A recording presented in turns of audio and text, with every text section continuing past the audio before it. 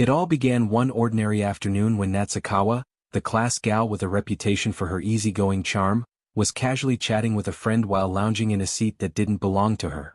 That seat, unfortunately for her, was usually occupied by Kageyama, the quiet guy known for his lunch break naps. Returning from the bathroom, Kageyama paused at the door, realizing with a twinge of annoyance that his usual retreat had been taken. He thought about just avoiding the scene altogether with a stroll down the hallway, but before he could act, Natsukawa looked up and called out to him, asking if the seat was his. Her sudden acknowledgement caught him off guard. With a brief apology she got up, letting him reclaim his spot. As Kageyama settled back into his usual napping position, whispers spread across the classroom. Some students casually identified him as, "that guy who always naps during lunch." The word stung a little. Meanwhile, Natsukawa glanced over at him with a faint blush, though he didn't seem to notice. Jealous murmurs rippled through the room. The boys speculated on how someone like Kageyama could have even spoken to Natsukawa. Some admired her kindness, others couldn't help but reduce her appeal to superficialities, debating her figure in crude detail. Kageyama, overhearing it all, quietly acknowledged how her looks had become the default topic of the classroom gossip. But Natsukawa wasn't deaf to it either. She snapped at the boys, clearly disgusted by their vulgarity. They scrambled away, thoroughly embarrassed. Kageyama watched quietly, realizing that while Natsukawa might seem kind to everyone, her kindness had limits, especially when it came to creeps. Later, as her friend tried convincing her to go bowling after school, Natsukawa declined, claiming she had work. Kageyama's phone buzzed with a message. It was from her. She asked to meet at their usual karaoke spot. He looked up. She met his gaze briefly before turning to her friend with a soft excuse. The friend teased her, suspicious of how often she was working lately, but Natsukawa brushed it off. As Kageyama anticipated the meeting, he already knew what kind of situation awaited him, because whenever they were alone at karaoke, things always escalated in a very peculiar way. The moment they entered the private room, Natsukawa moved close to him, her breath shaky, her hands resting on his shoulders. Her eyes gleamed with excitement, and Kageyama could feel the tension rise. The atmosphere was intense, and she wasted no time demanding what she'd been craving since the night before. But rather than anything scandalous, Kageyama simply pulled out a USB drive and calmly inserted it into the karaoke machine. He had composed a new track for her, a high-energy intro song perfect for underground idols. As he explained the beats and arrangement, he noticed she wasn't reacting. When he looked at her, he realized she was silently crying. Before he could panic, she reached out, grabbing his hand, her eyes lit with joy.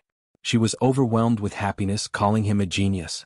Flustered, Kageyama tried to pull his hand back, but she wouldn't let go, teasing him for putting so much thought into her song. He tried to downplay it, but inside he wondered when she started interpreting everything so dramatically.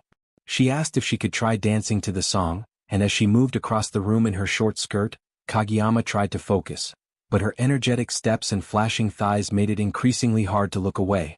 The private nature of the moment, the fact that only he could watch her like this, added a whole new layer of awkward intensity. When she finished, she turned around with a blush, asking how she did. Kageyama avoided her gaze and gave a vague response, knowing that praising her would only encourage more teasing. She pouted and ordered more drinks, saying the dancing had made her sweat. They fell into a playful rhythm. Natsukawa exaggerated her praise, calling him a musical genius. When she mixed up Van Gogh and Mozart, Kageyama corrected her, amused but trying not to show it. Then her tone shifted. She spoke more seriously, explaining how she had only ever done covers and how much his support meant to her. She hugged his arm, thanking him sincerely. Kageyama froze. The softness of her body pressed against him, the sweet scent of her skin. He couldn't think straight. When he muttered something about her smell, she pulled back in alarm, worried she smelled sweaty. He blushed harder, assuring her she actually smelled nice. Embarrassed and flustered, she tried to create some distance, but in doing so she accidentally knocked over her drink, spilling it all over Kageyama's pants.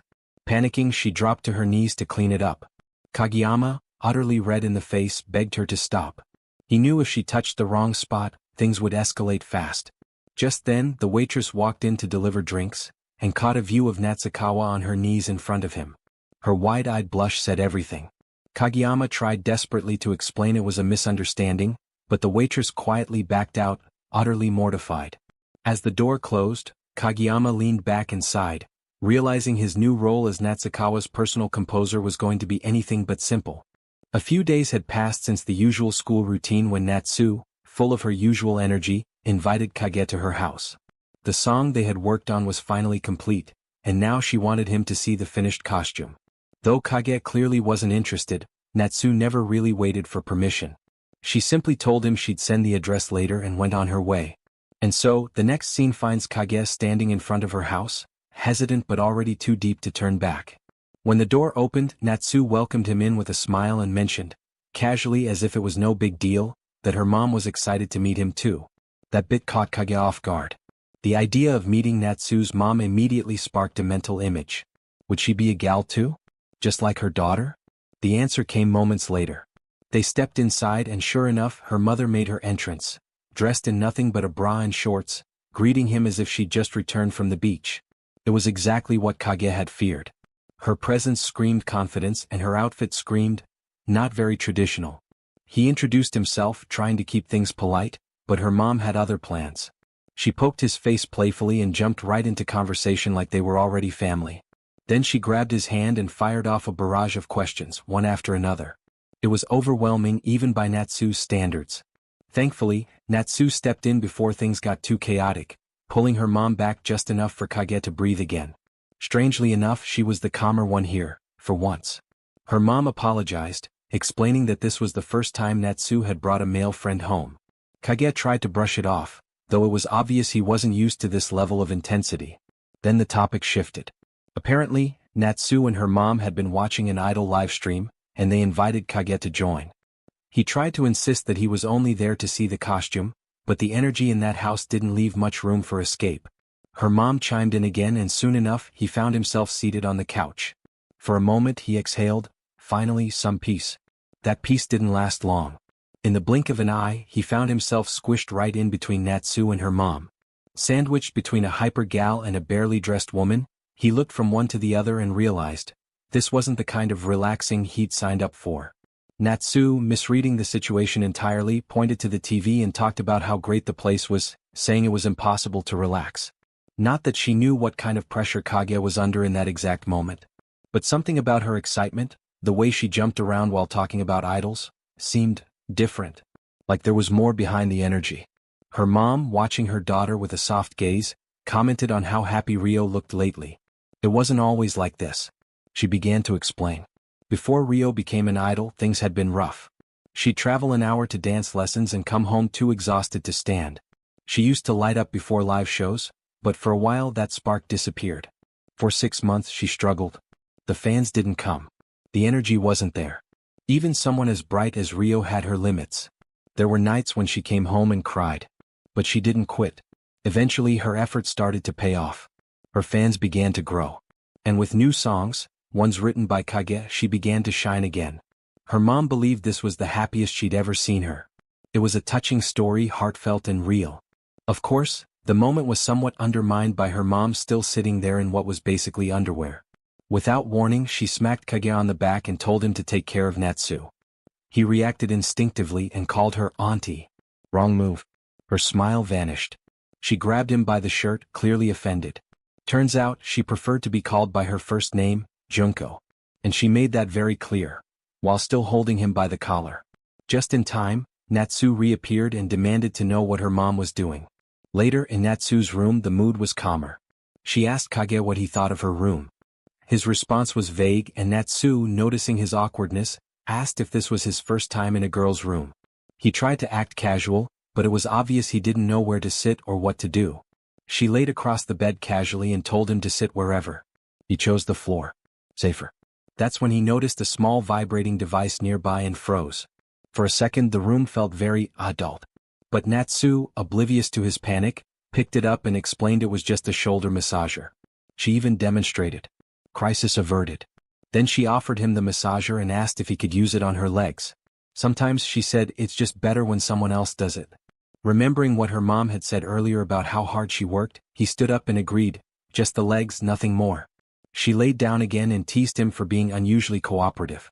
He stood there with the massager in hand, staring down at a gal lying on her bed and realized, this situation looked exactly like something out of an adult manga. She warned him not to peek up her skirt. He said he wouldn't and turned the device on. As he massaged her legs, she complimented him. His hands started sweating, not from effort but from nerves. And then, it happened. The massager slipped and landed on her skirt. She jolted and let out a loud, involuntary sound, quickly covering her mouth with a blush spreading across her face. In full panic, he tried to pull the device away, but right then the door opened. Junko stepped in.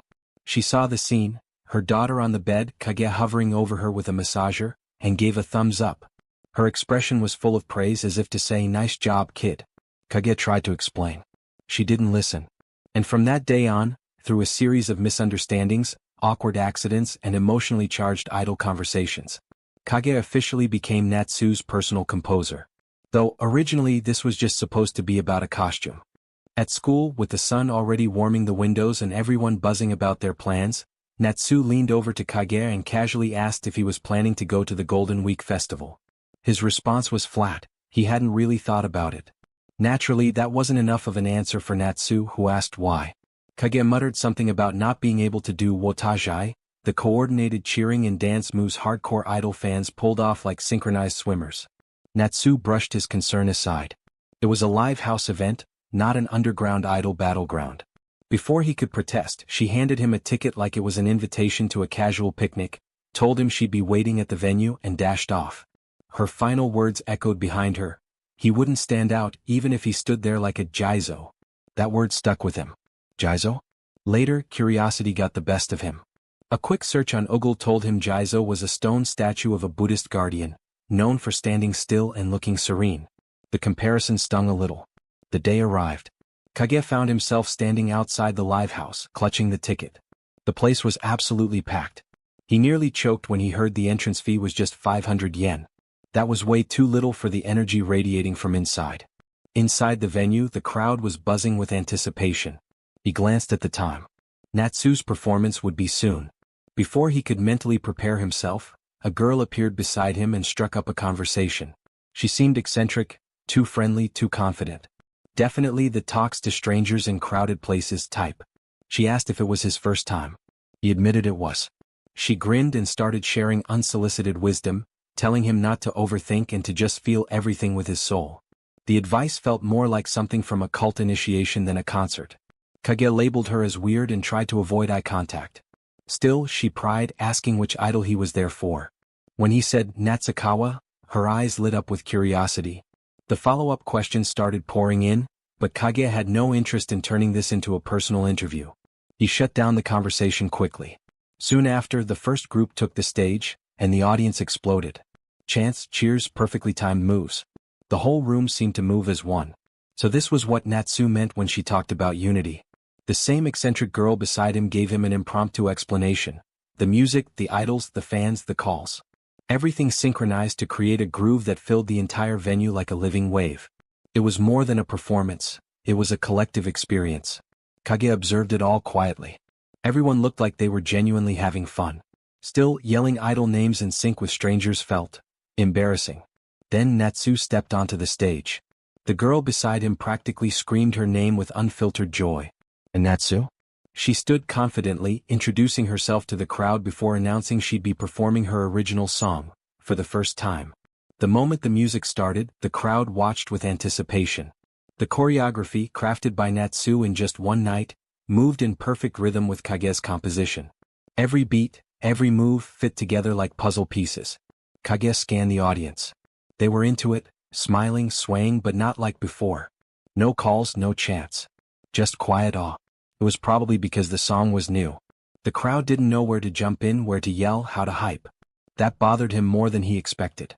He closed his eyes, clenched his fists, and did something completely uncharacteristic. He shouted her name. Loud. Clear. Heads turned. And then others followed. One voice sparked a dozen more, and soon the venue echoed with fans chanting for Natsukawa. Her eyes lit up, and she glanced toward the direction of the voice that had started it all. Kage continued calling her name, and she responded with a performance that felt like it had just leveled up. By the time she finished, she looked out over the crowd, her eyes meeting his for a brief, wordless moment. It was done. Leaving the venue later, Kage walked alone, reflecting. Maybe it had been fun after all. Before he could get too lost in thought, Natsu caught up to him and hugged him from behind, playfully clinging to his back.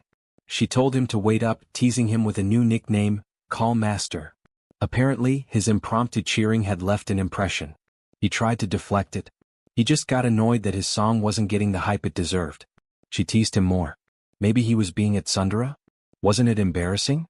He begged her not to say that out loud, but the damage was already done. She asked how the show was.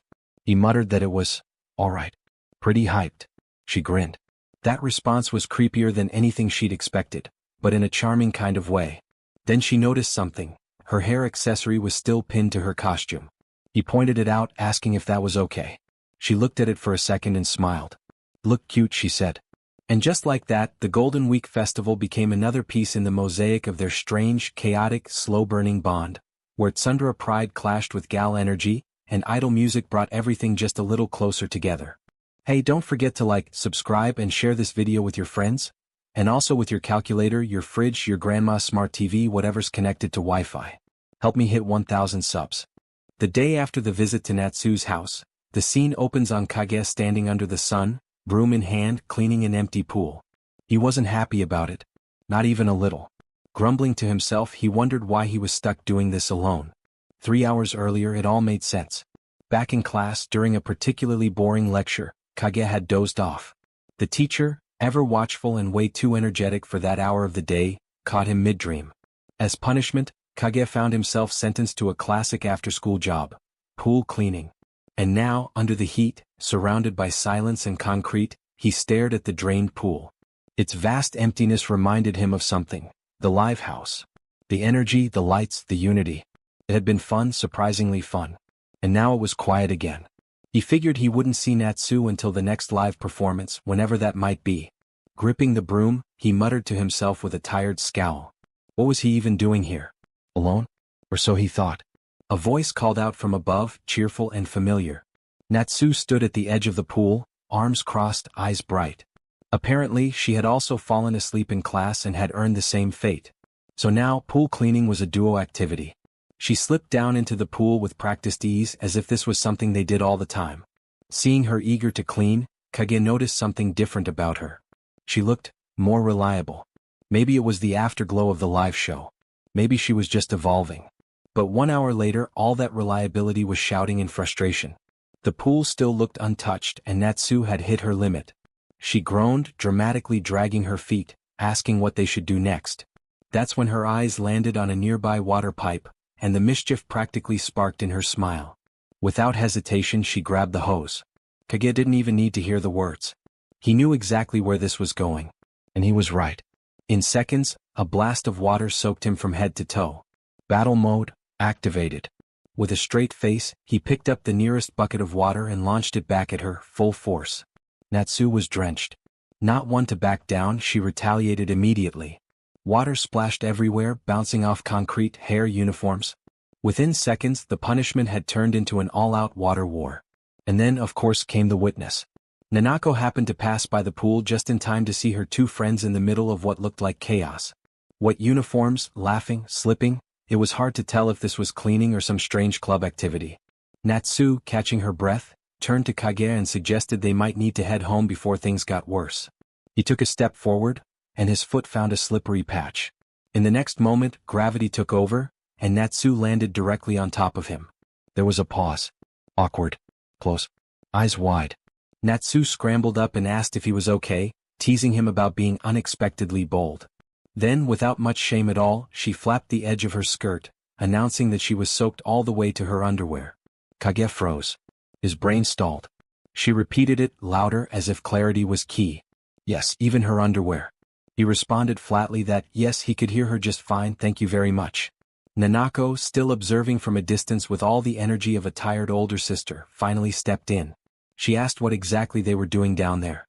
Natsu casually explained they were cleaning. Nanako, unimpressed, pointed out that the entire back half of the pool hadn't even been touched. Then calmly she added that Natsu's clothes were practically see-through and she should hurry up and change or she'd catch a cold. Natsu huffed and told Nanako she sounded like a mom. Meanwhile, Kage decided that maybe it was time to go home too. Later, after Natsu had changed and they exchanged their goodbyes, the pool was quiet again. Kage returned to the classroom to change as well, peeling off his wet uniform. That's when he noticed. His underwear was soaked too. He paused. Blinked. Wait. If his underwear was soaked back then. His eyes widened as realization struck like lightning. Did that mean Natsu was also going commando? If you enjoyed diving into this manga with me, don't forget to smash that like button. It helps more than you know. The scene opens with Kage sitting on the sand, staring out at the shimmering sea. His expression is a mix of confusion and disbelief. Why is he even here? Before he can figure it out, a familiar voice calls his name. Natsu's enthusiastic call brings him back to reality. She's there, with Nanako, both emerging from the changing rooms in their bikinis. Kage finds his gaze darting away in a rush, wondering where he's supposed to look. Natsu tilts her head, noticing his nervousness, and boldly strikes a few poses. She teases him, stating that there's nothing to be ashamed of, everyone's wearing swimsuits today. Kage meanwhile stammers that's not really the point. Nanako crosses her arms, eyebrows furrowing, and asks Natsu why Kage is even there with them. Natsu casually explains that she invited him as a sort of bodyguard, someone to fend off unwanted attention. Nanako lets out a dramatic sigh, noting there are plenty of more decent people for that. Kage glances at both their figures and quietly thinks to himself, setting aside Natsu, there's really nobody who'd be bold enough to approach Nanako. His expression almost slips, and Nanako, sensitive to danger, asks if he said something. Her fist tightens. Natsu quickly eases the tension, much to Kage's relief as he quietly considers whether he should just go home. Nanako starts ordering him to carry the basket and set up their spot. Kage dutifully obeys. Once the small tent is up, it's barely big enough for a single person, and Natsu boldly climbs in, asking Kage to apply sunscreen. His cheeks grow red as he stutters, "Me?" But in the end, a pair of hands, Nanako's, emerge to do the rubbing instead. Kage lets out a silent sigh of relief. He finds a small air float and quietly ponders whether it's okay for him to be there, just a few feet away. Natsu and Nanako grab their own float rings and rush toward the water. Kage decides he'll remain safely in the shade, until Natsu suddenly grabs his hand, tugging him toward the waves. In the water, Kage finds himself trailing a few paces behind. Nanako glances back and says, "Don't stare at me." Kage reluctantly insists he's not. After a moment of fun, Natsu feels thirsty, and the two make their way back toward the shore while Nanako heads to the restroom. Walking side by side with Natsu, Kage starts to notice the glances from nearby guys, the way their eyes linger on Natsu, and it stirs up something he hadn't quite expected. They're probably thinking I'm not good enough for her? He quietly reflects. He then realizes two guys are staring, trying to identify Natsu, wondering if she's someone famous. Kage signals this to Natsu and their panic sets in. Without thinking, he grabs her hand, and together they dart away to avoid further commotion. The two barely make it back to their small refuge, the little tent, where Kage finds himself flat on his back with Natsu sprawled on top of him. His pulse races. What kind of situation is this? Natsu, blushing, worries aloud about what to do if those guys know their identities. Kage finds their worries completely misplaced. There are much more confusing problems at hand. His grip inadvertently falls on her, his hand resting against her side, while Natsu's is pressed against his stomach. Between the softness, the warmth, and the floatai wedged against him, he finds he can't move. He asks Natsu to check if the guys are still nearby, thinking it might ease their worries, or his own. But instead, when he opens his eyes, he finds Natsu turning to look outside, putting her rear directly in his view. Natsu announces quietly with a nervous blush that the guys are still there. Kage reluctantly realizes the previous, less hectic position might have been much better, especially as he feels his own body reacting in a way he can't control. At that moment, Nanako suddenly opens the tent's flap, eyebrows furrowing, wondering what exactly they're up to. Kage, with nervous drops of sweat, stammers an explanation, but Nanako cuts him off, stating boldly that she already dealt with those guys. Kage finds himself thinking. Then what was the point of him even being there? As the two emerge from the tent, Nanako asks where her drink is. Natsu quietly admits that there hadn't been time to get it, much to Nanako's disbelief, and then Nanako crosses her arms and asks just what they were actually up to in there.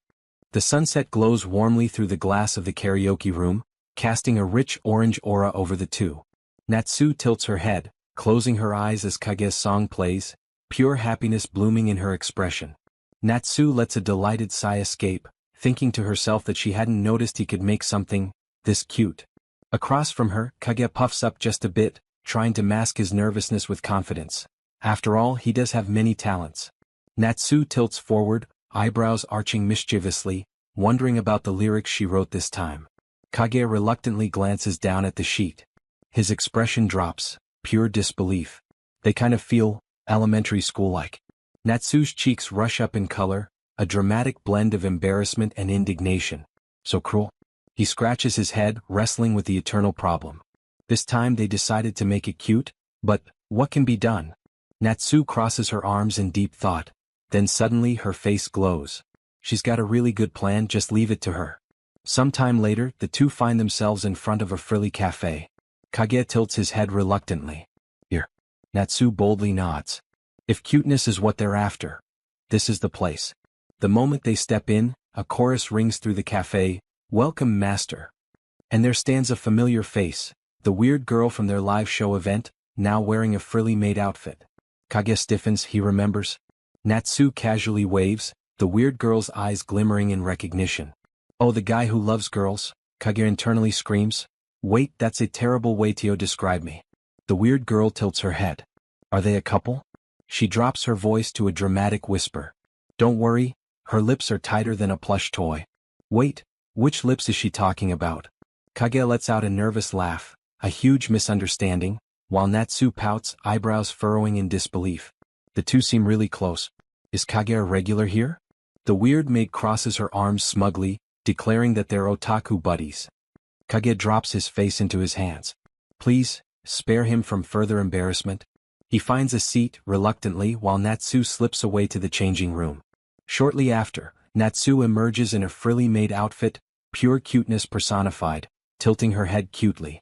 Kage asks quietly why a maid's uniform, to which Natsu just drops a mischievous hint. The two decided to serve him a full-course meal as maids, to aid in Natsu's quest for cuteness in her song's lyrics. The weird girl starts crying tears of happiness. It's a dream come true serving her idol. Natsu gracefully prepares a plate with a fluffy omelette. She focuses, forms a heart with her hands and casts a magic spell. Kyun. The weird girl practically melts with happiness. Kage stands there petrified, wondering what the fuck he's gotten into. The weird girl signals there's more to come. Natsu brings a spoon toward him, filled to the brim with affection, asking him to enjoy this meal made with pure love. The weird girl cheers. That's the spirit. Natsu boldly strikes a pose and lets her magic flow into his drink, a pure shower of love. Kage is rendered a silent statue. He reluctantly tasted the omelette. Surprisingly, it's pretty good. The weird girl leans in and whispered something. It's all thanks to magic, and Kage finds his pulse accelerate. Is she reading his mind? After their meal, the weird girl claps her hands. Now it's time for the final stretch, a photo shoot with his maids in a private room. Kage asks quietly, isn't this kind of an erotic shop? Inside, Natsu gracefully poses in various cute stances while Kage reluctantly photographs her. His pulse growing faster with each shutter click. Natsu glances back with a mischievous spark. Should he be more enthusiastic? Will her skirt be fine? Natsu casually lifts a corner, a moment that almost shows what's underneath, adding that it's fine, there's something there. Kage finds his pulse skyrocketing. Maybe it's those show panties they wear? After nearly 10 photos, Natsu exits to change back into her own clothes. The weird girl tilts her head. How was it? Natsu glows warmly, it was really fun. Kage glances down at the 4,000 yen bill reluctantly, wondering if he's supposed to pay, but the weird girl waves it away, stating it's covered. She got to work with her idol today. Is that really okay? Then someone calls for the weird girl, manager. And Kage realizes, wait, she's the fucking manager? The two say their goodbyes and walk side by side down the bustling city streets. Natsu tilts her phone toward him, a gallery filled with photos from their photo shoot. Natsu lets a delighted giggle escape, they turned out really cute. How's her maid style? Kage crosses his arms and reluctantly turns his face away. It wasn't that cute. Natsu pouts, that's so mean? Then Kage quietly adds under his breath that he prefers her, the way she normally is. Natsu's cheeks grow rosy, and with a mischievous glimmer in her eye, she teases him. Summer had come and gone with nothing but melodies to show for it. Kage had spent every free hour crafting music, fingers dancing across keys with the screen off like it was second nature. They said geniuses worked in silence, but Kage? He worked in darkness too. Just as he leaned back from finishing another track, his phone buzzed. It was Natsu. Her message was short and sweet. Another new song meant another performance. This time she wanted him in the crowd again. And honestly, after days locked in his own sonic bubble, the idea of unwinding didn't sound too bad. And so, under the dim, color-drenched lights of the live house, Kage found himself once again blending into the audience. His gaze flicked to the slate by the stage entrance.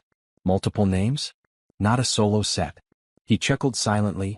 Natsu's been leveling up, but a full-on event? Wasn't that a bit much? Before the thought could finish brewing, a familiar chaotic energy burst onto the scene. The weird girl from before, the one with volume issues and no concept of personal space, shouted her way into his field of hearing. Apparently she remembered everything. She hollered something about how cute Natsu looked during her last performance, loud enough to echo off the walls.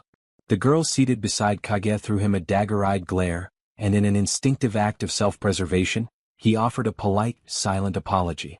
Not that he had any clue what he was sorry for. Then the lights shifted. The stage bathed in a soft pink glow. Natsu stepped forward, mic in hand, posture confident. Kage smirked. That intro of hers, it had practically become her signature line by now. Like a catchphrase in a sitcom, and the audience? They ate it up every time.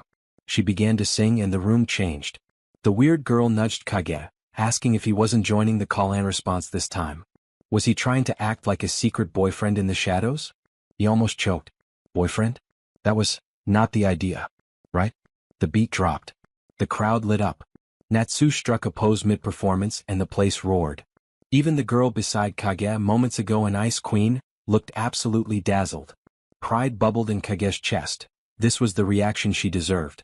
And his music had helped get her there.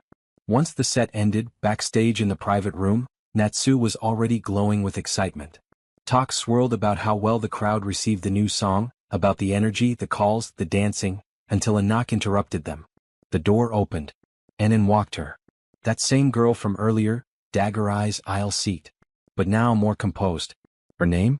Momoka. And Natsu? She knew her. Another singer, apparently. Without missing a beat, Momoka asked the kind of question that instantly made rooms go quiet. Is he your boyfriend? Natsu handled it coolly, composer not boyfriend. Still, a call whisked her away and suddenly the air thickened. Just Kage and Momoka. Alone. Silence. Kage awkwardly stepped back about to leave, until Momoka grabbed his hand. Wait, what? She asked if he really composed that song. He nodded. Then came her next request. Write one for her too. She even offered to pay. He casually mentioned he'd made Natsu's song for free. Her eyes widened like she just witnessed a war crime. Phenomenal music? For free? Was he insane? And just when Kage thought it couldn't get weirder, she asked if he had a crush on that busty girl. Kage's brain flatlined. Busty? That was her take? Momoka muttered something under her breath, something about the song being wasted on a girl whose only charm was her chest. Then, in one swift motion, grabbed his hand and placed it on her own boob. The room froze. Kage's soul briefly left his body. Blushing, Momoka asked again, voice softer now, would he make a song for her too? Kage's thoughts spiraled into chaos.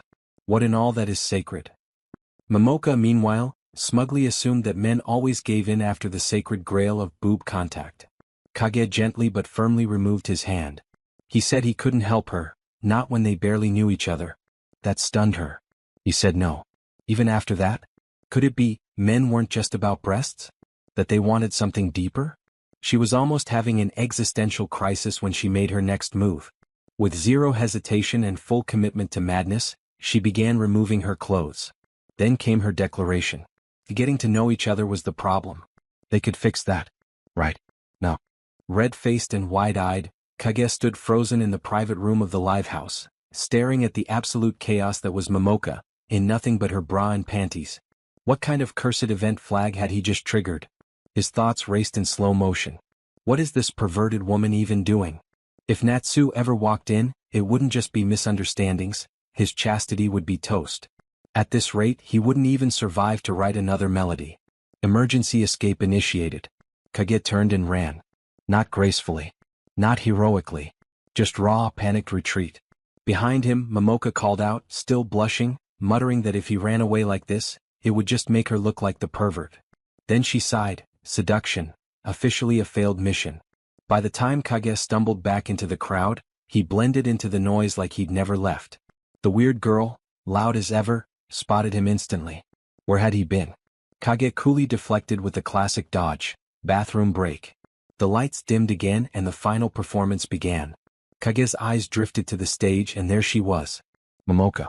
Dressed in glitter, confidence, and absolutely no shame, belting out the opening verse like she owned the place. The crowd? They were eating it up, chanting her name like it was a sacred mantra. Kage stared awestruck. So she was the finale act. And honestly, the excitement was even thicker than during Natsu's set. There was something commanding about her presence. Her voice, her movement, that polished pop star charisma. If you didn't count the whole stripping fiasco, she was kind of incredible. Later, sprawled out on his floor, Kage tried to wrap his brain around everything. Why do I keep getting involved with weird women? But before he could return to the comfort of composition, his doorbell rang. Delivery? He opened it regrettably. Momoka. Cheerful. Uninvited. Possibly dangerous. With perfect confidence she chirped, I came. The door immediately closed again. Kage's voice filtered through the wood, I'm good thanks. Momoka wedged herself in the doorframe like a crowbar with heels. Why are you closing the door?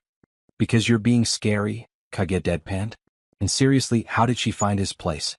Apparently she had this convenient little thing for tracking lost items. It was meant to sound casual, but it landed like a GPS-enabled threat. Normally you're supposed to be the one who's lost, Kage muttered. Too late. She was already inside, shoes off, taking in his studio bedroom hybrid like it was an exhibit. This really feels like a boy's room, she said, poking around, tapping his speakers and peeking at his setups. Kage watched, wary. Okay, she's in my room now. But please don't strip again. Then her eyes lit up. A vintage No Girls CD from the Platinum era. She snatched it up with reverence. Kage blinked. She was a No Girl fan too? Just like that, the vibe shifted. From seductive chaos to musical kinship. Maybe she wasn't that bad after all. As their shared love for retro idol groups warmed the air, Kage finally asked the question that mattered. Why do you want my music? She sat on his bed, the light catching her in a surprisingly honest stillness. Then came her answer. I fell in love at first sight. Kage's cheeks lit up like stage lights. With me? Momoka nearly choked. No way in hell. Like I'd fall for you. Then, playing with her hair, red-faced, she amended, I fell in love with your music, okay? She said his song had drawn her in, like a cleansing wind. Like something that could let her shine her brightest. She needed it. Kage closed his eyes. That was a lot. But kind of flattering. Then she stood, walked closer and gently took his hand. Please. Make a song for me too. Kage hesitated. He had more than enough songs in the vault. But what would Natsu think? Would she feel betrayed? Still, Momoka's next word struck something in him. His music shouldn't stay in the shadows. And she had the potential. He'd seen it on stage. Fine. One song. She practically exploded with joy, asking what changed his mind. He answered honestly, your performance. The song you had didn't quite fit. If it were me, I'd write something different. She froze. Then blushed. You watched that closely? She looked down, quietly grateful. Kage, now regaining his usual tone, added dryly, but seriously. No more stripping. Momoka sighed, almost bashful for once. Yeah. I won't do that anymore. Hey everyone. I'm just 400 subscribers away from hitting my 1000 subs goal. Your support means the world. If you haven't already, please hit that subscribe button and help me reach this milestone. In the afternoon heat of the classroom, Kage lay across his desk like a tragic figure in a melodrama. His mind, however, was anything but quiet. I'm not sure what I'll say at the meeting today. I still haven't even touched Natsukawa's stuff, and I haven't finished a single inch of my summer homework either. His hand gripped his scalp. Despair mounted. And then he shouted. Like a man on the edge, his cry shattered the atmosphere, drawing startled looks from the entire class. Naturally, Natsu and Nanako noticed immediately. Natsu blinked, concerned. What's with him? Nanako, sipping juice like this was just another Tuesday, replied, hasn't he always been like this? Natsu gave her a deadpan look. No way. Meanwhile, Kage was spiraling. Wait. I just ended summer break without explaining anything to Natsukawa, and now I'm pretending like everything's fine. Before his brain could set itself on fire, Natsu called out to him. He brushed it off. It's nothing. But her sharp eyes weren't buying it. After school, Kage pulled the ultimate escape move. He bailed on cleaning duty and vanished. Suspicious, Natsu stood with her mop in hand, raising a brow. This is sketchy. Super sketchy. Her eyes gleamed. I've always wanted to play detective. Nanako, who'd seen enough shoujo dramas to know where this was going, sighed. Are you a kid? Cue stakeout mode. They followed him through the streets, trailing from behind until he entered a family restaurant. Cozy, casual, and not prepared for the scandal about to unfold. Their jaws dropped. Momoka, the idol, sitting across from Kage, in civilian clothes, and smiling. From behind a fake menu wall, Natsu and Nanako eavesdropped while trying not to inhale too loudly. Nanako slipped off to grab drinks. Natsu stayed glued to the sound of danger. Momoka started casually. Sorry about last time. I kind of just barged into your house. Natsu nearly fell out of her seat. House? What house? Her head dropped into her hands. What the actual hell happened over summer break? And then, the nuclear line. Kage very casually, I mean that's fine and all, but you suddenly started stripping. That was way more concerning. Natsu's mouth dropped open. Her heart might have flatlined. Momoka, flustered and pink, how many times are you gonna bring that up? I couldn't help it. I just really wanted it fast. Natsu's head tilted. Wanted? Fast? That means what I think it means, right? Then Kage leaned in. What's next? There are things I want to try. Want to come to my place? Momoka replied. Yeah. I want to move on to the next step already. Natsu flushed red. This is way too bold for a family restaurant. Then, as if fate was just showing off, Kage added, bring a few stage outfits too. Momoka, yeah, got it. That image seared itself into Natsu's mind, Momoka in idol costume laying on a bed. He's gonna make her wear them. Kage, let's do it tomorrow. Momoka, sure. Natsu stood up with fire in her chest, whipped off her cap like a superhero about to announce justice and marched to their table. That's a no-go. Both Kage and Momoka blinked in unison. Huh. Natsu, face burning, using stage outfits for something dirty is just wrong. Momoka stared. You're not making any sense. Are you misunderstanding something? Natsu, confused now. Huh? A few explanations later, the fog cleared. Apparently, shock of all shocks, Kage was just composing a song for Momoka. Kage sighed, shoulders low. So much for keeping it low-key. Natsu puffed her cheeks. You should have told me first. Kage blinked. Why? Natsu replied, don't you get it? Nanako finally returned to the table with her drink, squinting at the standoff. When did this become a thing? Natsu folded her arms. We've been working on music together. If he gets busy, that's a problem for me too. Kage, mentally checking if this counted as jealousy, found no answer. But the next moment? Chaos. Momoka crossed her arms. Kage has business with me. Why are you even here, you damn stalker? Nanako nearly choked on her straw. This just escalated. Natsu replied, I have a connection with Kage too. We've worked hard together. Momoka, and because you're so bad at your job, I took him from you. Nanako deadpan, you can't just measure musical collabs like dating points. Natsu shot back, Momoka has skill, sure, but I'm doing my best too. Nanako blinked. Do they even realize what they're fighting about anymore? Kage, desperate for peace, raised his hands. Let's all calm down. Stay out of this, they yelled in sync. Kage backed away in defeat. I want to go home. Nanako sighed. Guys are so useless at times like this. And then she saw it, Kage, slowly tiptoeing away from the battlefield like a retreating villain. That was it. She narrowed her eyes. Her hand tightened around her cold roux afsa. In one smooth motion, she launched it across the restaurant. Direct hit. Kage was drenched. Rose-tinted justice soaked into his shirt. He blinked, stunned. What was that? Nanako made a peace sign, proud and unbothered. I just delivered divine punishment to a shameless cheater. Think about what you did. Natsu gasped. Nanako, what are you doing? Later, at a calmer hour, Natsu explained the whole situation to Nanako, properly this time. Nanako scratched her head. Yeah, there's no way someone like Kage could pull two timing. Then she turned to the soaked, silently suffering composer. My bad. Kage, still dripping, sighed. Summer was over. But the real drama? It was just getting started. If you're about to like this video, why not subscribe too? It really helps me reach my goal of 1,000 subscribers. Chapter opens with Natsu stepping out of the shower, wrapping herself up before getting dressed and drying her hair in front of the mirror. While casually scrolling through her phone, she notices that Momona's latest live performance video has been uploaded. The moment she checks the numbers, she's shocked to see it already sitting at 500,000 views despite only being online for 2 days. Lying on her bed while watching the performance, Natsu can't help admiring Momona's talent, thinking about how insanely good her singing is and how attractive she looks on stage. Deep down, she feels proud for recognizing Momona's potential early on. As she scrolls through the comment section, she notices fans completely falling head over heels for Momona and becomes even more impressed by how much attention the video is receiving. The next morning at school, Kageyama is staring at his phone with an unusually creepy grin on his face. One of Natsu's friends immediately points out how disturbing his expression looks, but Natsu walks up to him anyway and greets him, mentioning that he seems to be having fun.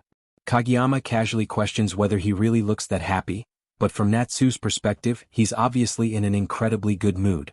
While still staring at his phone, he mutters to himself about wondering what he should do next, making him even harder to approach. Natsu quietly whispers to her friend that he's impossible to talk to right now, and her friend simply tells her to ignore him. During lunch break, the three of them end up eating together on the rooftop, although Natsu's friend is clearly irritated about having to sit there with Kageyama. Natsu explains that she wants to ask him something, but her friend tells her to just message him herself instead of dragging everyone into it. Ignoring the complaints, Natsu asks Kageyama whether he watched Momona's video. Kageyama pretends that it randomly appeared in his recommended feed and insists he watched it by coincidence, though both girls instantly realize he definitely searched for it himself. Natsu excitedly shows the video to her friend and points out the massive view count. Her friend recognizes Momona as the idol they met recently, and while reading through the comments she notices that most people are praising the song itself. Natsu proudly reveals that Kageyama was the one who composed it, shocking her friend even more. She already found it surprising enough that Ryo was secretly an underground idol, but learning that Kageyama also writes music completely overwhelms her. Frustrated by how casually he acts about everything, she jokingly says someone should punch him for her. Kageyama brushes it off like it's no big deal, which only annoys her further. Still, she points out that if the songs are truly that good, then Ryo's own videos should eventually go viral too.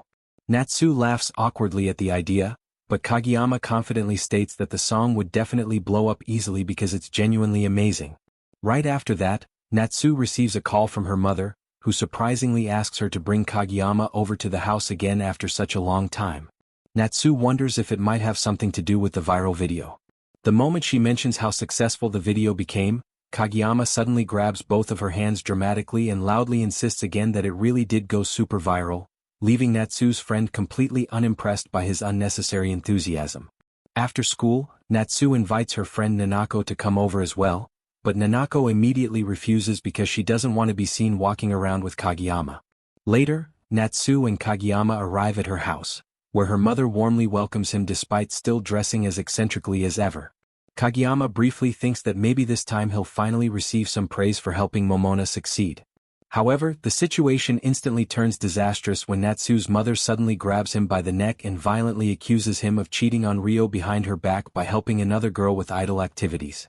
Kageyama desperately tries to explain that she's misunderstanding everything, but the moment he admits he really did help Momona, Natsu's mother slams him to the ground before he can finish speaking. Even while lying on the floor half dead, Kageyama insists that helping Momona doesn't mean he's putting any less effort into Natsu's music because he always gives his absolute best when making songs. Eventually, Natsu drags her mother away and tells her to calm down in the living room. Sometime later, Kageyama regains consciousness in Natsu's room and immediately realizes his head is resting on Natsu's lap. The sudden realization makes him blush furiously before he quickly sits up. Natsu apologizes for her mother's behavior, explaining that she tends to get irrationally angry out of nowhere, though she probably doesn't mean any harm by it. Kageyama honestly feels that explanation somehow makes things even worse. Natsu then quietly admits that maybe her mother's frustration came from a deeper place. She explains that throughout her idol career, she never seriously thought about surpassing anyone else and was always content simply doing what she could within her own limits. However, after seeing Momona's performance video, she unexpectedly felt jealous and competitive for the first time. As she reflects on those feelings, Natsu slowly realizes why they affected her so strongly. Blushing heavily, she admits that she thinks she's fallen in love. The confession catches Kageyama completely off guard, only for Natsu to clarify moments later that she's in love with his songs. Even though it's technically not a romantic confession toward him directly, Kageyama still feels overwhelmingly embarrassed by hearing it. Natsu excitedly explains that her feelings are motivating her to work even harder so she can someday surpass Momona. When Kageyama asks how she plans to improve, she admits that taking more lessons alone probably won't be enough. At that exact moment, Natsu's mother suddenly barges into the room after secretly listening in on the entire conversation. She enthusiastically declares that they should upload a live performance video of Natsu singing. Natsu immediately complains about her mother eavesdropping, only for her mother to casually admit she started listening right after hearing what sounded like a love confession. Ignoring Natsu's embarrassment, she confidently announces that Kageyama will naturally be the one filming the performance as well. Kageyama can only stare in disbelief, wondering how this woman already completely forgot the violent wrestling move she used on him earlier. The chapter ends with Natsu gaining a brand new goal while Kageyama once again gets dragged into another chaotic situation against his will. The scene opens inside a packed live house where the crowd is buzzing with excitement. Kageyama stands awkwardly among everyone, immediately noticing the stares directed at him. The reason becomes obvious fast: he's standing beside Natsu's mother, whose revealing outfit is impossible to ignore. Embarrassed, Kage mutters that she actually came outside dressed like that. She tilts her head innocently and asks if something is wrong with it. Inside his head, Kage completely panics. He imagines her riding the train dressed that boldly and going instantly viral online as the practically naked lady. He can already picture himself becoming internet meme material just from standing next to her. Still, he decides not to say anything too harsh because, honestly, he has no idea what this woman might do if offended. Then another girl notices him and happily calls out, "Kageyama-san." But the second she spots Natsu's mother, she blurts out, "And who might this incredibly lewdly dressed lady be?" Kage nearly dies from second-hand embarrassment, thinking that's an unbelievably rude way to greet someone. Meanwhile, Natsu's mother blushes proudly and interprets it completely differently, saying, "Geez, you mean what a beautiful woman." Kage internally screams because that is definitely not what she meant. Trying to fix the situation, Kage awkwardly introduces her, but before he can finish, the girl shouts in disbelief, "Huh? She's Ryo-chan's mother?" She stares at her in shock, convinced she looks way too young to possibly be a parent. Natsu's mother laughs smugly, saying she hears that all the time. The girl then glances at her figure and instantly realizes where Natsu inherited her incredible looks from. Kage watches in disbelief as the conversation somehow becomes even weirder. The girl suddenly bows deeply, thanking Natsu for always helping her, and Kage immediately thinks the dirty live house floor is definitely not the place for formal bowing. But somehow Natsu's mother joins in too, bowing just as deeply while insisting that Ryo is the one indebted to her. Kage watches both of them repeatedly bowing to each other in the middle of a crowded concert venue and wonders how things became so chaotic so quickly. Then the girl teases Kage mercilessly, saying he's already gotten close with Natsu's mom and that he moves fast. Kage can only sigh internally, realizing this idiot still completely misunderstands their relationship. Soon, the lights focus on the stage as Natsu begins performing. The crowd erupts with cheers while Kage records the performance on his phone. Beside him, Natsu's mother enthusiastically cheers louder than anyone else. Kage quietly wonders why she even came along if she wasn't just going to film it herself. But she smiles warmly and says it's fine because Kageyama-kun is the one filming. That line catches him off guard so much he wonders if she somehow read his mind. When he asks if it really matters who records the video, he internally grumbles that he somehow ended up babysitting a giant pain in the neck. But the fangirl beside him happily misunderstands again, saying she's touched that Kage is so obsessed with Natsu that he wants to watch her performances over and over. Kage wonders what kind of person everyone thinks he is. Then Natsu's mother notices he's filming horizontally and asks why he isn't recording vertically instead. Kage explains that filming the whole stage captures the true live atmosphere better. The fangirl immediately calls him an amateur, insisting that close-up shots of Natsu's body are obviously the better choice. Kage stares at her in disbelief, wondering if she's secretly possessed by some ancient pervert spirit. Still, as he keeps filming, he has to admit the close-up shots actually do make Natsu stand out more. After the performance, fans line up for pictures and autographs. While Kage lazily avoids joining the line because he thinks taking pictures sounds like too much effort, he suddenly notices Natsu's mother has disappeared. Looking around, he spots her managing the entire fan line with a massive camera in hand like she's official event staff. She energetically calls fans forward, tells them to move along quickly after photos, and somehow completely takes over the operation. Even random male fans start considering lining up again, though mostly because they noticed Natsu's unbelievably attractive mother. Kage can only stare, thinking she stands out way too much no matter where she goes. Meanwhile, Natsu casually chats with her fans, complimenting matching nail designs and happily taking pictures with everyone. Watching her interact so naturally, Kage realizes this is the first time he's ever really seen how she treats her fans. Despite being an idol, she behaves exactly the same as always, friendly, cheerful, and genuine. Then the fangirl asks Kage if he's jealous. Later that night, Kage returns home and begins editing the concert footage. He grumbles that he was never supposed to handle editing too, but eventually gives up and decides to upload the raw footage anyway. The next morning at school, Kage checks his phone while walking to class and nearly loses his mind. Overnight, the video exploded in popularity. The view count climbed far higher than he expected, and he starts wondering if his filming skills were secretly amazing after all. Perfect timing, he runs into Natsu and Nanika in the hallway. Proud of himself, he tells Natsu that yesterday's video blew up online. But instead of being happy, Natsu glares at him while pouting angrily. Kage immediately senses danger. Trying to defend himself, he insists the video only went viral because his filming was too good. Nanika instantly calls him the worst, while Natsu coldly orders him to delete it. Kage protests, but Natsu grabs his shoulder and demands he delete it right now. Terrified, he immediately obeys. Still confused, Kage complains that the video was finally getting views, so why delete it? But then he starts reading the comments section. The comments are full of horrified reactions. If something like this appeared in front of me, I'd faint. Is it even okay to upload this? This is definitely getting banned. Kage assumes people are talking about some creepy ghost caught on camera and confidently says girls really do hate supernatural stuff. Completely unconcerned, he opens the video to prove it's probably just a weird shadow. But the moment the footage plays, he finally notices the real problem. The camera had accidentally captured Natsu's mother bouncing around in the background, with her chest jiggling violently the entire time. Kage instantly panics and shouts that it's not what it looks like. He simply wasn't used to filming yet. Sometime later, the fangirl finally understands why Kage came to her for help. Smirking confidently, she tells him that if he wants to learn how to properly make videos go viral, he should leave everything to her. And with that chaotic promise, the chapter comes to an end. That's it for today's recap. If you enjoyed the video, don't forget to like, subscribe, and turn on notifications so you never miss the next chapter. And make sure to use YouTube's new hype feature on this video to help push the channel even further.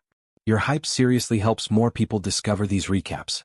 Comment your favorite moment below, and I'll see you in the next insane chapter recap. At the maid cafe, Momona suddenly tells Kage she's got a super short fire-away plan to make everything work. Her first order is simple: call Ryo-chan over immediately.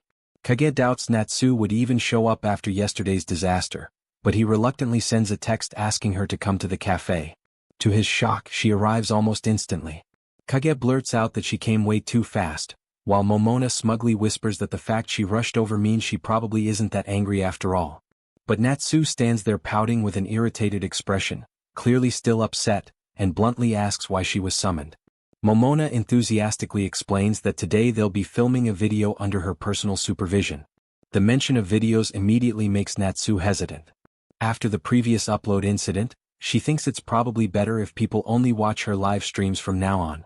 Momona refuses to accept that logic, insisting that simply getting Natsu's name out there will attract more viewers. Natsu still resists until Momona begs her to do just one quick video. Then Momona suddenly pulls out a maid outfit and declares the entire problem solved. All they have to do is wear maid costumes while filming.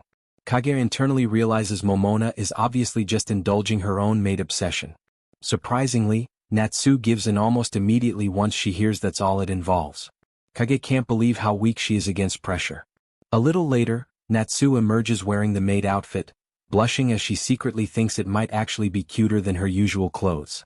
Momona completely loses control at the sight, calling maid outfit Ryo-chan a national treasure. Embarrassed, Natsu smacks her while trying to remind everyone they're supposed to be filming.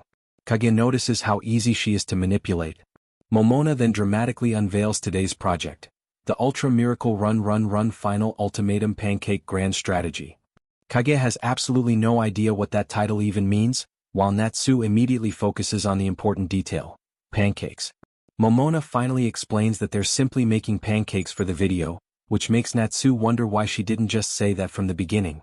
When Momona explains the filming structure, Natsu nervously admits she has never made pancakes before. Momona assures her that's perfectly fine because she'll personally teach every single step. Kage realizes this is obviously just another excuse for Momona to play director. Once filming starts, Natsu panics because she isn't mentally prepared yet. After forcing herself to begin, she awkwardly shouts the absurdly long pancake catchphrase while holding a utensil. Kage immediately thinks the recording has already become a disaster. Natsu herself gets embarrassed halfway through saying it. As the cooking progresses, Momona teaches her how to mix ingredients, but Natsu struggles badly. Momona casually admits that pretending to stir is good enough because she can replace the footage during editing if necessary.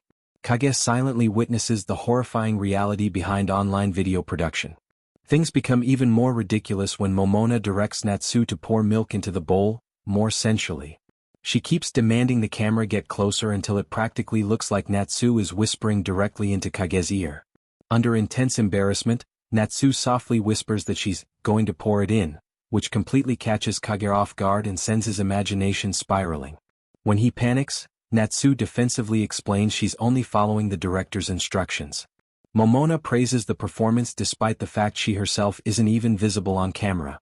She then starts rambling philosophically about how not everything in the world can be understood through sight alone, leaving both Kage and Natsu confused about what kind of director she's pretending to be. Later, while waiting for the pancake to cook, Natsu quietly apologizes to Kage for the incident from the previous day. Kage admits he got too emotional and acknowledges there's no way she would intentionally upload a video like that. Natsu also apologizes for not checking the upload more carefully. Their sincere moment gets immediately interrupted by Momona yelling that it's time to flip the pancake using a special catchphrase. Natsu dramatically flips the pancake while proudly declaring herself a great cook, only for the result to come out completely burnt. She stares at the ruined pancake in horror while asking what they should do now. Kage says the obvious answer is to refilm everything, but Momona unexpectedly declares the disaster even better content than success would have been. She rushes off excitedly to edit the footage immediately, tells them to lock up afterward, and disappears while still wearing the maid outfit. Left alone together, Natsu awkwardly asks what they're supposed to do with the burnt pancake. Kage casually suggests eating the parts that aren't burned. Sometime later, the finished video gets uploaded online, and only receives 24 views. The next day at school, Natsu sadly points out that the video still hasn't gotten any attention at all. At school, Natsu casually remarks that they should probably just keep consistently uploading live performance videos if they want to grow. Kage immediately questions whether that means he'll be the one filming everything, and she answers with a carefree thumbs up, making it hard for him to refuse. He admits in his mind that it's impossible to argue when she smiles like that, even if part of him feels like things have been fine until now and he's being slowly pulled into something troublesome again.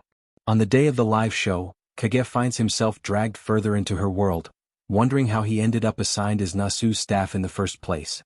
She explains that her mother couldn't make it, and they needed someone to fill in. Kage suggests they should have found someone like Kurosawa instead, but immediately shuts down the idea himself, realizing that having Kurosawa or Nana in this role would be unrealistic. Natsu, meanwhile, is calmly doing her makeup and talking as if everything is under control, even saying that all her fans are nice people like Shino Moken, though Kage quietly thinks he would definitely prefer not dealing with more fans like that. Before going on stage, Natsu gets ready and casually says she'll go change. Kage steps out for a moment, still thinking that getting dragged into chaos like this isn't anything new for him. But then the situation escalates when the door suddenly opens and Natsu appears half-dressed, realizing she forgot her outfit. Kage freezes in shock and panics, blushing as he quickly turns away and tells her, "Hey, cover your front." Embarrassed, she quickly covers herself and admits she has never forgotten her outfit before, unsure what to do now. Kage tells her that even if she goes back for it, it's already too late. When she asks what she should do, still stuck in her jersey, he suggests she could just perform in her school uniform instead. She is surprised at the idea, repeating it like it's unbelievable, but there's no better option. In the end, she actually goes on stage wearing her school uniform, while Kage records the performance. The crowd reacts positively, calling the uniform look cute and treating it like a special surprise. After the show, the meet and greet begins, and Kage stays on staff duty as Natsu interacts with fans. One regular fan, Momona, greets her warmly, mentioning she came again and commenting that performing in a school uniform is rare. Nasu casually apologizes and explains she forgot her outfit, brushing it off lightly while Momona still praises her cuteness. Kage quickly steps in and drags Nasu away, announcing that time is up, though Nasu complains that he cut things off too fast and suggests filming more content later at her place.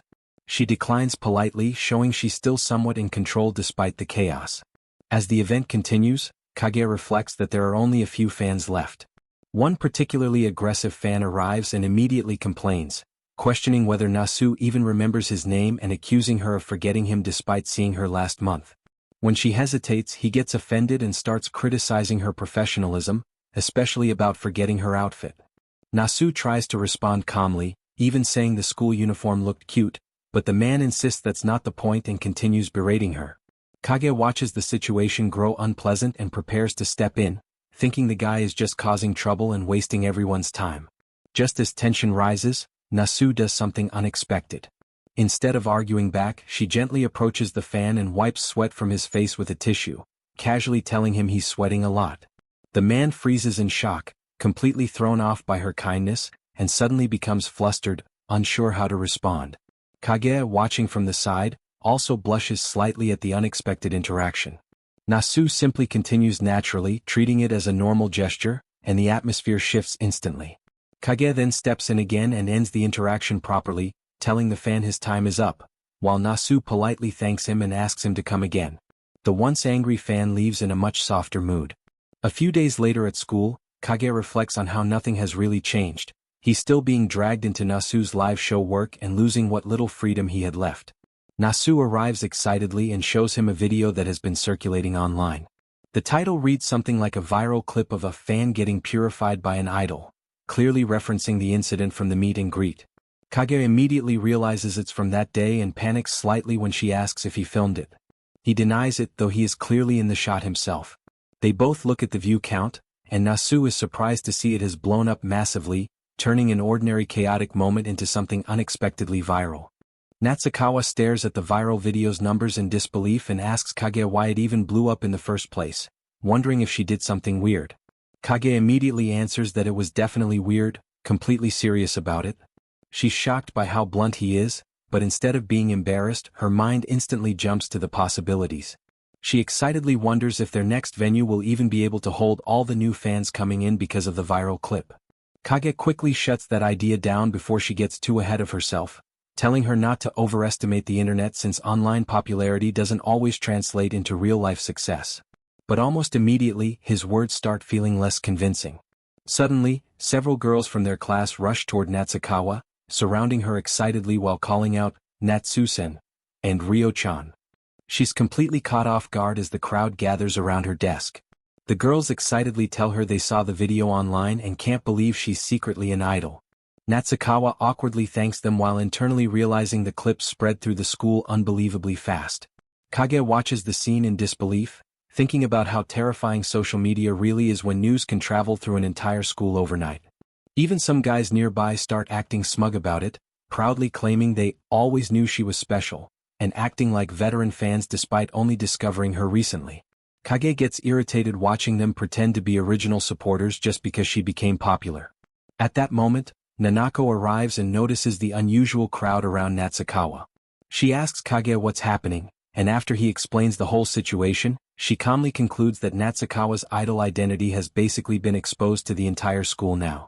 Surprisingly, she doesn't seem particularly shocked or emotional about it, saying she expected this to happen eventually anyway. Kage notices how uninterested she seems, but when he points it out, she coldly tells him not to talk to her too much in class because it's annoying. He immediately complains that she was the one who started the conversation in the first place. Later, lunchtime finally arrives, and Natsukawa collapses from exhaustion after spending the entire day getting swarmed with questions and attention. Nanako comments that despite her complaints, she actually looked like she was enjoying herself. Wanting things to feel normal again, Natsukawa suggests inviting Kage to eat lunch with them, but Nanako dismisses the idea, saying they don't need him around. Natsukawa ignores her and calls Kage over anyway, asking him to join them. Unfortunately, before they can even leave, another group of girls immediately rushes over and drags Natsukawa away to eat with them instead. Natsukawa can only weakly protest as she gets swept into the crowd again, leaving Kage and Nanako behind together. Kage awkwardly asks Nanako if she wants to eat lunch together instead, only for her to smack him on the head in response. That day the entire school continues buzzing non-stop about Natsukawa's sudden fame. A few days later during gym class, Natsukawa ends up surrounded by classmates again while stretching outside. Meanwhile, Kage and Nanako sit on the stairs nearby, both skipping class for their own reasons.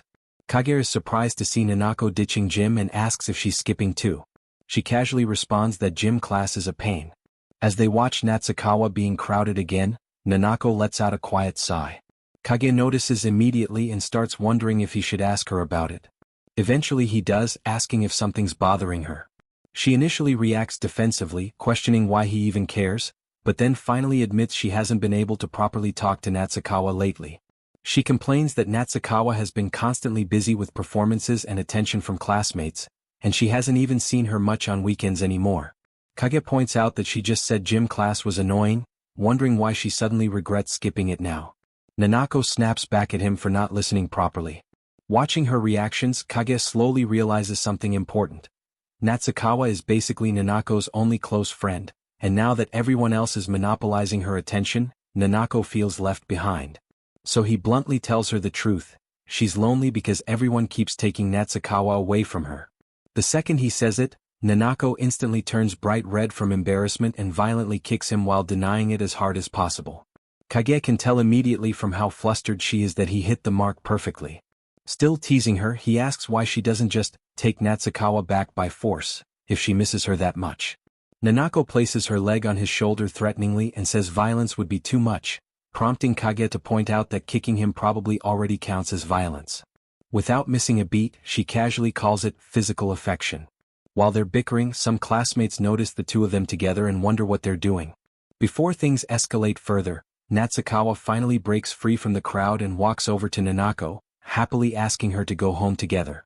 Nanako sarcastically asks if she's finally done dealing with her entourage, confusing Natsukawa at first until she realizes what she means. She explains that the classmates bothering her never actually follow her all the way home. Then Natsukawa suddenly smiles mischievously and asks if Nanako has been jealous this whole time, calling her cute. Nanako immediately denies it in a panic, blushing heavily.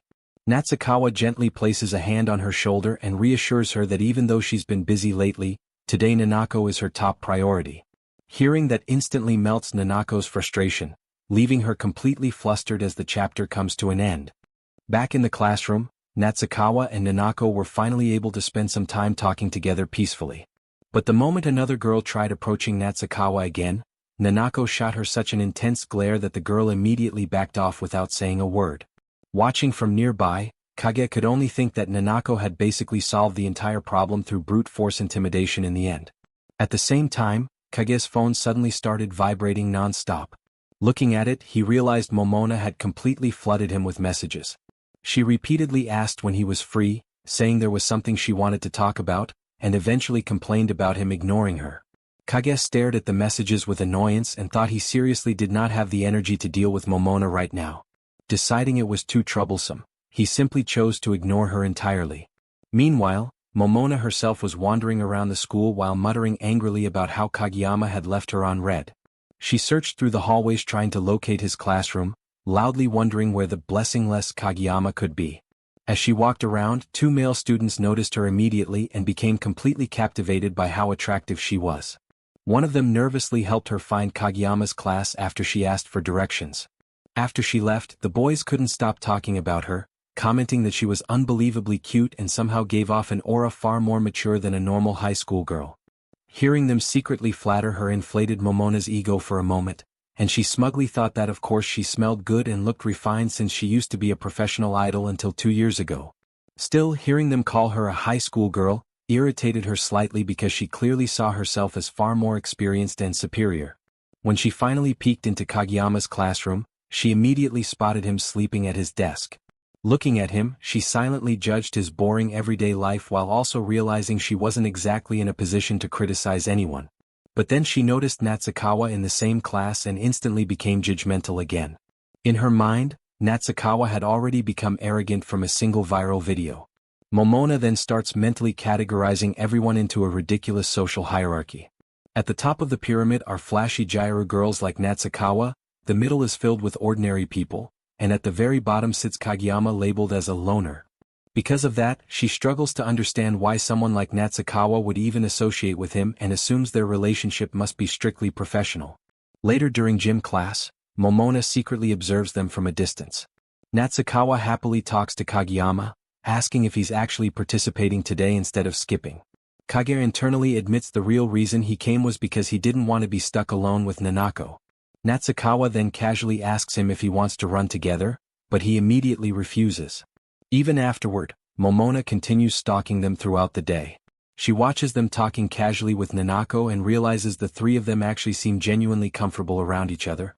During lunch on the rooftop, she secretly observes Natsukawa scolding Kage for eating bread again and worrying about his unhealthy diet. Natsukawa even tries offering him vegetables directly from her chopsticks, only for Kage to reject them while she stubbornly insists. To Momona, the entire conversation looks unbelievably pointless and ordinary. She can't understand why they would willingly spend lunch sitting on a rooftop just chatting about random things. Yet at the same time she keeps watching them anyway. Throughout the day she quietly trails after them, observing their routine of sleeping in class, eating together, and wasting time in ways that somehow seem strangely comfortable. Eventually she catches an even more intimate moment where Natsukawa practically feeds Kageyama despite his protests. Seeing that instantly makes something click in Momona's mind.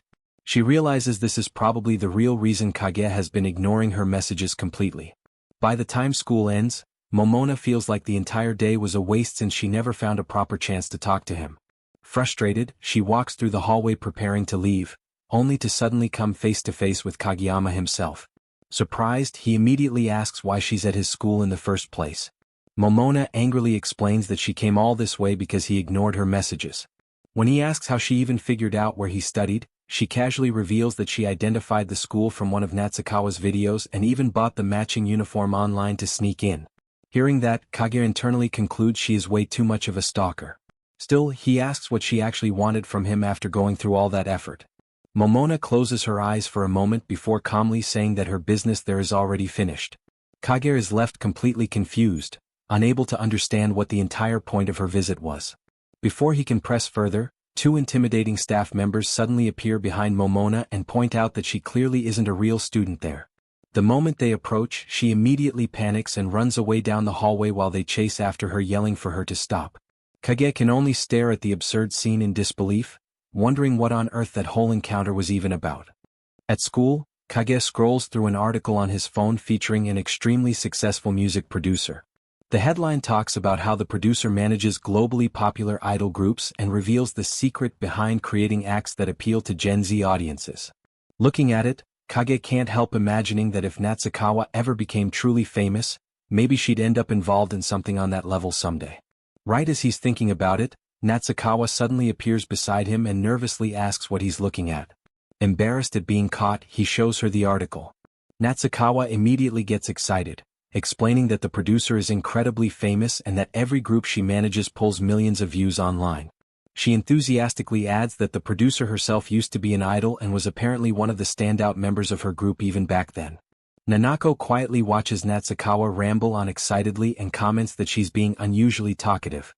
The moment she says that, Natsukawa gets a little embarrassed but continues anyway, mentioning that she even attended one of the producer's concerts at the Budokan years ago.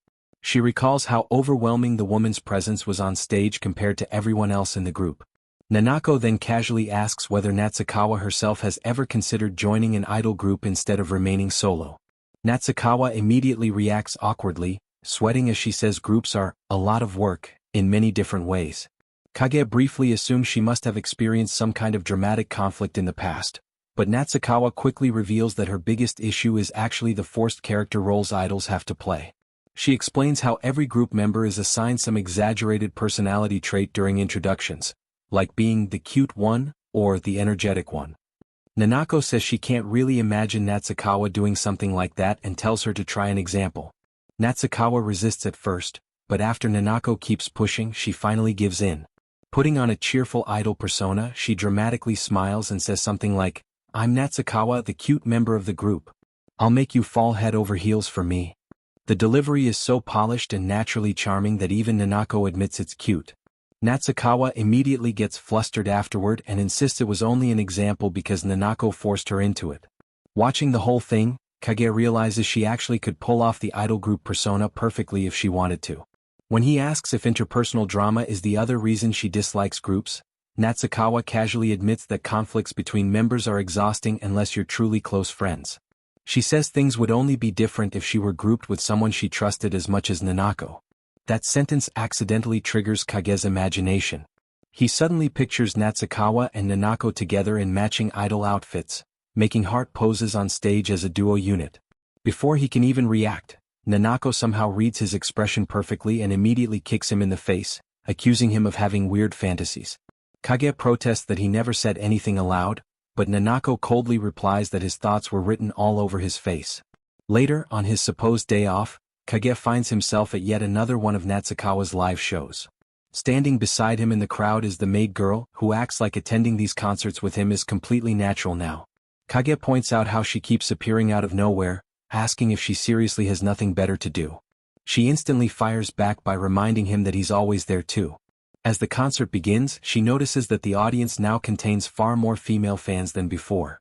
Kage realizes it's all because of the viral video incident and the increased exposure from uploading more performance clips online.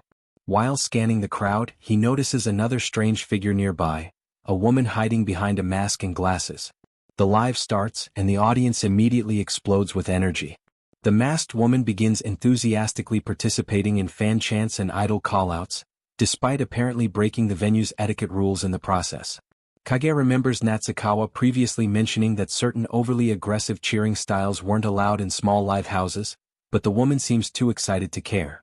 Watching both the maid girl and the masked woman scream supportively side by side, Kage feels pure second-hand embarrassment and desperately hopes nobody assumes he's associated with them. Things get even weirder when the two women start bonding over their shared enthusiasm for Natsukawa's performance. They compliment each other's cheering techniques and even shake hands like comrades who finally found someone who understands them. Kage realizes this must have been exactly what the maid girl meant earlier when she talked about gaining more comrades among the fanbase. After the show ends, Natsukawa thanks the audience, and Kage heads backstage as usual to help her prepare for the meet and greet. On the way to the dressing room, he hears Natsukawa speaking excitedly with someone inside.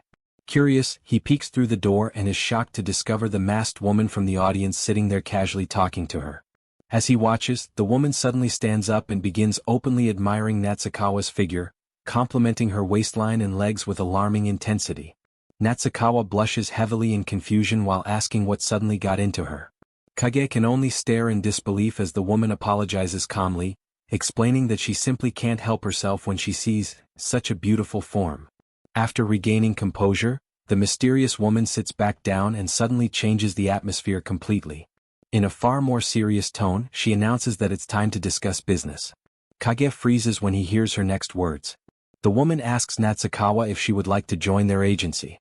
Natsu stared at the producer sitting across from her, still unable to believe the conversation was real. She asked why someone like her would be wanted by an agency at all.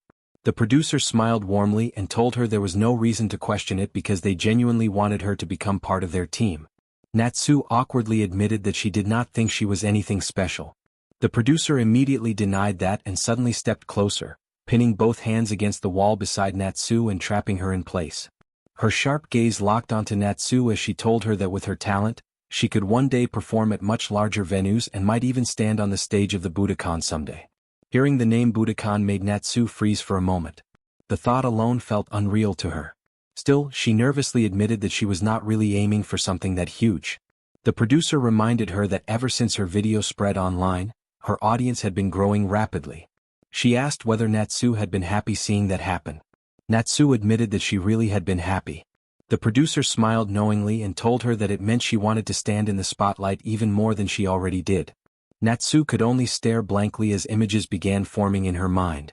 For a brief moment, she imagined herself standing on the massive Budokan stage beneath blinding lights and roaring applause.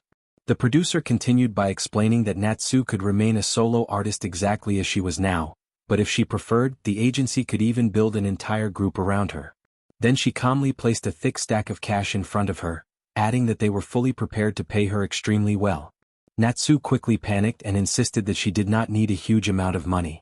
Nearby, Kage silently watched the entire conversation unfold.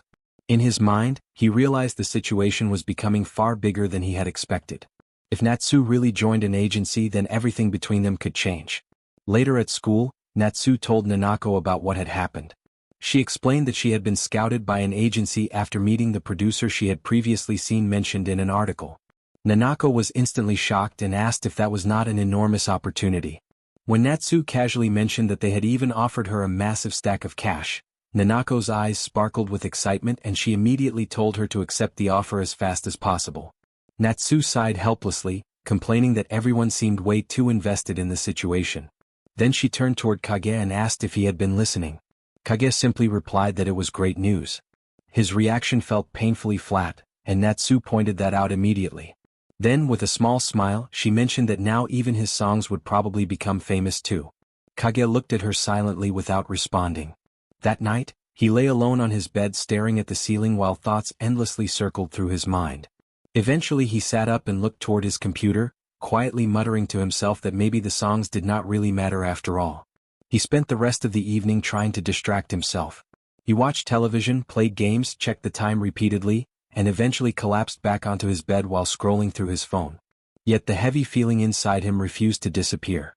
The following day Kage met Momona at a cafe.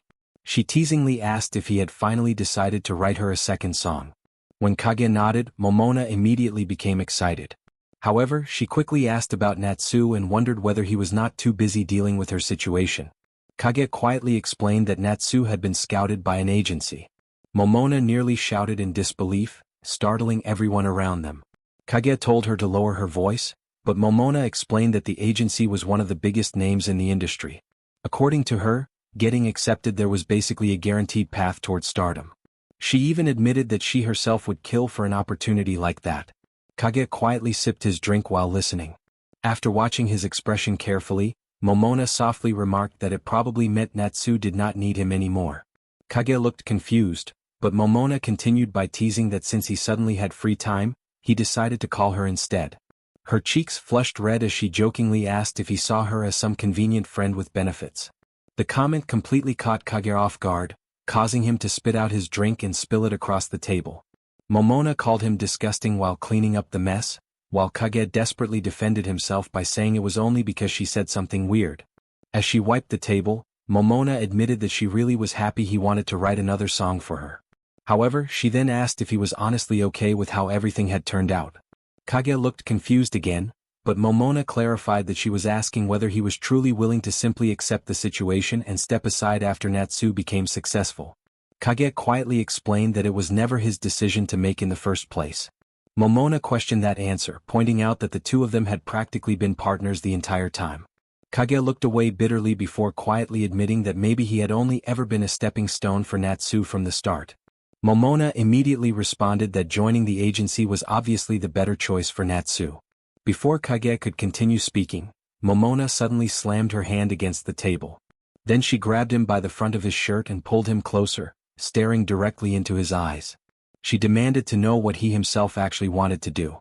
That's it for today's recap. If you enjoyed the video, don't forget to like, subscribe, and turn on notifications so you never miss the next chapter. And make sure to use YouTube's new hype feature on this video to help push the channel even further. Your hype seriously helps more people discover these recaps. Comment your favorite moment below, and I'll see you in the next insane chapter recap.